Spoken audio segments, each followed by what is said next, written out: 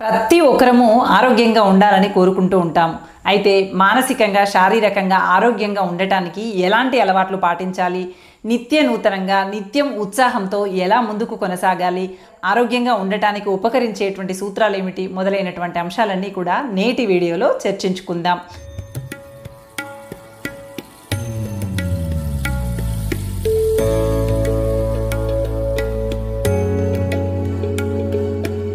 Welcome to Keerthi creatives. నేను మీ కీర్తనారెడ్డి. ముందుగా ఆరోగ్యంగా ఉండటానికి మంచి ఆహారపు అలవాట్లు, వ్యాయామము, నిద్ర, విశ్రాంతి ఇవన్నీ చెప్తూనే ఉంటారు. ఆరోగ్యంగా ఉండటానికి వీటన్నింటినీ కూడా పాటించాలని. పాటించటంలో కూడా కొన్ని మెలకువలు ఉంటాయి. ముందుగా ఆహారపు అలవాట్ల విషయానికి వచ్చినట్లయితే, ఆహారము అనగానే మనం తీసుకున్నటువంటి ఆహారం ఏదైతే జీర్ణ వ్యవస్థ ఉంటుందో జీర్ణ వ్యవస్థలోకి వెళ్ళిపోతూ ఉంటుంది కదా. అయితే గట్ హెల్త్ అని అంటామన్నమాట.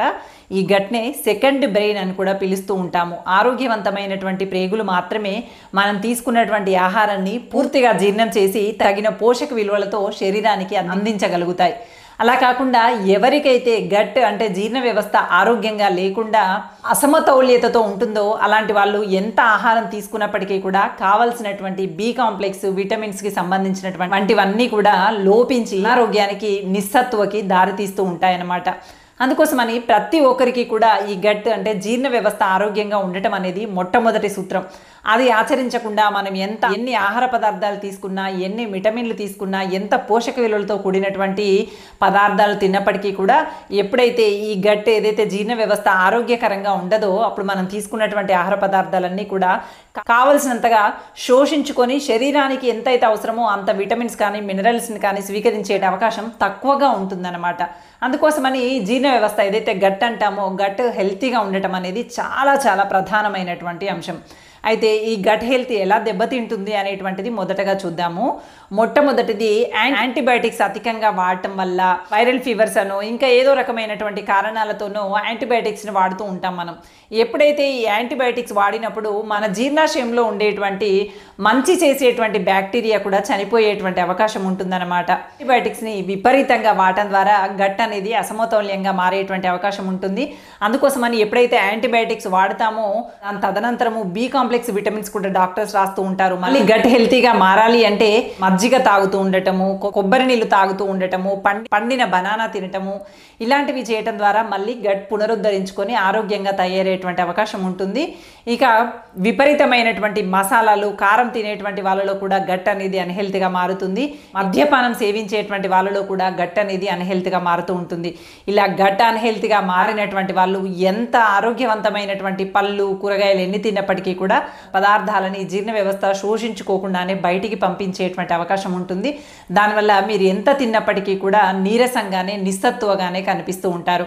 అందుకోసమని తింటున్నాము బాగా తినాలి అనేది ఒకటే కాదు, ఎంత తినాలి, అతి సర్వత్రా వర్జయేత్ అన్నట్టుగా అధికంగా తినటం కాకుండా ఎంత మోతాదులో తినాలో అంత మోతాదులో తినుకుంటూ తగిన వ్యాయామం చేస్తూ గట్ని ఆరోగ్యవంతంగా కాపాడుకోవాల్సినటువంటి బాధ్యత మనపైనే ఉంది. ముందు జీర్ణ వ్యవస్థ ఆరోగ్యవంతంగా ఉంచుకోవటం, శుభ్రంగా ఉన్నటువంటి వంట పాత్రలో వంట చేస్తేనే కదా రుచికరమైనటువంటి, ఆరోగ్యకరమైనటువంటి వంట తయారవుతుంది. అదిగో అలాగే శుభ్రమైనటువంటి, ఆరోగ్యవంతమైనటువంటి గట్ మాత్రమే, జీర్ణ వ్యవస్థ మాత్రమే పూర్తిగా ఆహార పదార్థాలని శోషించగలుగుతుంది. అల్సర్ సమస్యలు, గ్యాస్ట్రిక్ సమస్యలు కానీ, లేదనంటే గట్లో ఉండాల్సినటువంటి బ్యాక్టీరియా తగు మోతాదులో లేకపోవటం వల్ల కానీ, ఇలాంటి సమస్యల వల్ల తీసుకునేటువంటి ఆహారంలో కావలసినంత పోషక విలువలు మీకు దక్కకపోయేటువంటి అవకాశం ఉంటుంది. అందుకోసమని ఖచ్చితంగా జీర్ణ వ్యవస్థని కాపాడుకునేటువంటి ప్రయత్నం చేయాలి. ఇక జీర్ణ వ్యవస్థ అంత బాగానే ఉంది. ఇప్పుడు మనం తీసుకునేటువంటి ఆహార పదార్థంలో ఎలాంటి పదార్థాలు తీసుకుంటే చలాకీగా ముందుకు వెళ్ళగలుగుతాము, ఆరోగ్యంగా ఉంటాము అనేది కనుక చూసినట్లయితే, మొట్టమొదటిగా చాలామంది ప్లేట్లో అన్నం ఎక్కువ మోతాదులో పెట్టుకొని, కూర తక్కువ మోతాదులో పెట్టుకొని అన్నం తినడానికి ప్రయత్నం చేస్తూ ఉంటారు. దానివల్ల బాడీలో ఎక్కువగా కార్బోహైడ్రేట్స్ వెళ్ళటం జరుగుతుంది తప్ప మిగతా సంబంధించినటువంటి ఫైబర్స్ కానీ, ప్రోటీన్స్ కానీ, విటమిన్స్ కానీ బాడీకి చేరవు.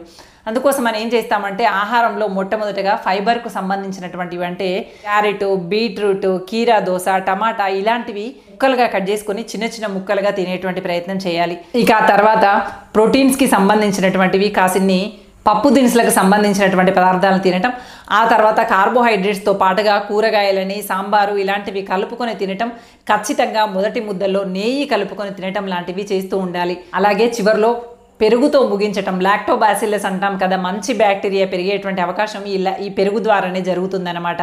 అందుకోసమని చివరిలో పెరుగుతో ముగించటాంటివి చేయాలి. అంతేకాని ఒక పద్ధతి లేకుండా ఎలా అంటే అలా తింటూ ఉంటే రాసి కొద్దీ తింటాము, కానీ ఎంత తింటున్నాం అనేది కాదు, ఏం తింటున్నాం అనేది ముఖ్యంగా భావించి తినేటువంటి ప్రయత్నం చేయాలి.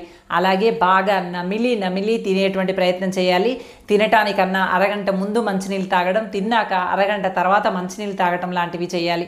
మధ్యాహ్నం పూట మహారాజ్ లాగా భోజనం చేయాలి అంటారు. అంటే బాగా తినమని కాదు దాని అర్థం, రకరకాల పదార్థాలన్నింటినీ కూడా మేళవించుకొని అన్ని రుచులని తినమని దాని అర్థం. రాత్రితో ఉదయంతో పోలిస్తే కాస్త ఎక్కువ మోతాదులో తిన్నా పర్వాలేదు, కానీ మరీ విపరీతంగా పొట్ట ఉబ్బసం వచ్చేలాగా తింటే మాత్రం అది కూడా గ్యాస్ట్రిక్గా మారిపోయేటువంటి అవకాశం ఉంటుంది. జీర్ణం కాక ఇబ్బందులు ఎదుర్కొనేటువంటి అవకాశం, తేన్పులు వచ్చేటువంటి అవకాశం ఉంటుంది. మొదటగా గట్ని అంటే జీర్ణ వ్యవస్థను ఆరోగ్యంగా కాపాడుకోవటం, రెండవది ఆహారాన్ని సరైనటువంటి పద్ధతిలో తీసుకోవటం, అలాగే కావలసినంత విశ్రాంతిని ఇవ్వటం. నిరంతరం ఎప్పుడు పని అంటూ పరుగులు తీస్తూ ఉండటం కాకుండా కానీ తిన్న తర్వాత కనీసంగా 100 అడుగులు నడవటం అనేది అలవాటుగా మార్చుకునేటువంటి ప్రయత్నం చేయాలి. అలాగే టెన్షన్స్, విపరీతమైనటువంటి టెన్షన్స్ మనకి తెలియకుండానే మన ఆరోగ్యాన్ని నశింపచేస్తాయి. అందుకోసమని మనకు ఒక పద్యం కూడా ఉంటుంది. వేరు పురుగు చేరి వృక్షంబు చెరుచును, చీడ పురుగు చేరి చెట్టు చెరుచు, కుచ్చితుండు చేరి గుణవంతు చెరచురా, విశ్వదాభిరామ వినురవేమ అనేటువంటి పద్యం ఉంటుంది. ఎంత పెద్ద మహావృక్షం అయినప్పటికీ కూడా ఆ వేరుకి కనుక వేరు పురుగు చేరితే వృక్షమే ఎండిపోయేలాగా చేస్తుందట. చీడ పురుగే కనుక చేరితే చెట్టే నశించిపోతుందట. అలాగే చెడు స్వభావం కలిగినటువంటి వాడితో స్నేహం చేస్తే మనం తెలియకుండానే మనము పూర్తిగా నశించిపోతామట. అదేవిధంగా అంటే ఎంత మహావృక్షమైనప్పటికీ చీడ పురుగు లాంటివి, వేరుకు కనుక పురుగు లాంటివి కనుక చేరితే నశించిపోతాయని చెప్పినట్టుగానే మనిషి ఎంత గొప్పవాళ్ళు అయినప్పటికీ, ఎంత బలంగా ఎంత దృఢంగా ఉన్నప్పటికీ కూడా చింత, ఆలోచన, టెన్షన్, విపరీతమైనటువంటి ఆలోచనలు, విపరీతమైనటువంటి ఆందోళనలు నిలవెత్తు మనిషిని కూడా కృషింపచేస్తాయి. తెలియకుండానే మనిషి ఆరోగ్యాన్ని క్రమక్రమంగా దెబ్బతీసేటువంటి అవకాశాలు ఉంటాయి. అందుకోసమని విపరీతంగా ఆలోచించటం, చింతకి గురి అవ్వటం అనేది అస్సలు ఉండకూడదు. ఎప్పటికప్పుడుగా మీ మనసులో ఉన్నటువంటి టెన్షన్స్ని తొలగించుకునేటువంటి ప్రయత్నం చేయాలి. ఉదయం లేచిన దగ్గర నుంచి టైం అవుతుంది అనేది టెన్షనే, పిల్లల గురించి టెన్షనే, ఆర్థిక వ్యవహారాల గురించి టెన్షనే, ఇలా ప్రతి దాని గురించి చింత అనేది ఏదో ఒక సందర్భంలో ఏదో ఒక అంశాన్ని ఆధారంగా చేసుకొని మన జీవితంలో మిళితమై ఉంటుంది. వీటిని దూరం పెట్టుకునేటువంటి ప్రయత్నం చేయాలి. ఎలా జరిగితే అలా జరిగిందిలే, ఇప్పుడు నేను టెన్షన్ పడితే మాత్రం ఏమైనా మారుతుందా, మీకు మీరే సర్ది చెప్పుకునేటువంటి ప్రయత్నం చేయాలి. ఈ టెన్షన్తో ఉన్నప్పుడు గమనిస్తే కనుక అది మీ శరీరంలో ఎక్కడో ఒక చోట స్ట్రెస్ అవుతూ ఉంటుంది. మీ మెడలోనో, మీ తలలోనో, మీ నడుము దగ్గర, కాళ్ళ దగ్గర ఎక్కడో చోట టెన్షన్ అనేది నొప్పిగా మారేటువంటి అవకాశం ఉంటుంది. గమనించుకోరు. అవన్నీ కూడా ఏదో కారణం వల్ల వస్తాయి అనుకుంటారు, కానీ మీ లోపల ఉన్నటువంటి స్ట్రెస్ ఏదైతే విపరీతమైనటువంటి ఒత్తిడి అనేది ఉంటుందో ఆ ఒత్తిడి ఏదో ఒక భాగం పైన పడేటువంటి అవకాశం ఉంటుంది. పదే అదే స్థానంలో కనుక ఒత్తిడి అనేది పడితే అక్కడ నుంచి అనారోగ్యం మొదలయ్యేటువంటి అవకాశం ఉంటుంది. అందుకోసమని విపరీతమైనటువంటి ఒత్తిడులు, చింత, ఆందోళన లాంటివి ఉంటే వెంటనే వాటి నుంచి బయటికి వచ్చేటువంటి ప్రయత్నం చేయండి. గట్టిగా గాలి పీల్చి వదలటం లాంటివి, గాలి పీల్చటం ఒక 10 సెకండ్ల పాటు అలాగే ఆపటం, తర్వాత వదలటం లాంటివి చేసినట్లయితే క్రమక్రమంగా మీ శరీరంలో నుండి ఆ ఒత్తిడి అనేది బయటికి వెళ్ళిపోయేటువంటి అవకాశం ఉంటుంది. అలాగే నీళ్లు తాగటం, ఆలోచన విధానాన్ని మార్చుకోవటం, ఎలా జరిగితే అలా జరిగిందిలే, ఇప్పుడు నేను ఏం చేయగలుగుతాను అన్నట్టుగా కాస్త ఆ సమస్యని పక్కకి పెట్టి ఆలోచించగలగటం, ఇలాంటివి మనల్ని ఒత్తిడి నుంచి దూరం చేసేటువంటి అవకాశం ఉంటుంది. అలాగే మరో విషయం ఏంటంటే ఖచ్చితంగా వ్యాయామం చేయటం. అధిక వ్యాయామం మంచిది కాదు, అలాగని వ్యాయామం చేయకపోవటం కూడా మంచిది కాదు. మీ శరీరానికి ఎంత మేరకైతే అవసరమో, మీ శరీరం ఎంతైతే తట్టుకోగలుగుతుందో అంత మేరకు మాత్రమే ఎక్సర్సైజులు చేస్తూ వీలైనంత వరకు శరీరాన్ని సంరక్షించుకునేటువంటి ప్రయత్నం చేయాలి. అలాగే రోజుకి 3 లీటర్ల మంచినీళ్ళు ఖచ్చితంగా తాగేటువంటి ప్రయత్నం చేయాలి.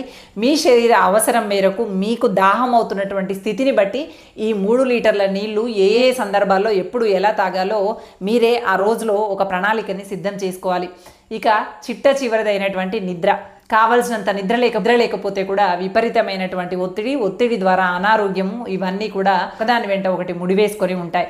అందుకోసమని సరైనటువంటి నిద్ర, సెల్ ఫోన్లతోనో టీవీలతోనో కాలక్షేపం చేస్తూ ఉంటారు. అలా కాకుండా సరిగ్గా నిద్రపోవటం, ఉదయమే లేవటం, సరిగ్గా నిద్రపోవటం ద్వారా మన ఆరోగ్యాన్ని మనం రక్షించుకోవచ్చు. ఇవన్నీ చెప్పుకోవటానికి తేలికైనటువంటి విషయాలు అయినప్పటికీ కూడా మన ఆరోగ్యాన్ని ఎంతగానో ప్రభావితం చేస్తాయి. మీరంతా కూడా మీ జీవితంలో ఆరోగ్యప్రదమైనటువంటి జీవితాన్ని గడపాలి అని కోరుకుంటూ thank you for watching. Bye.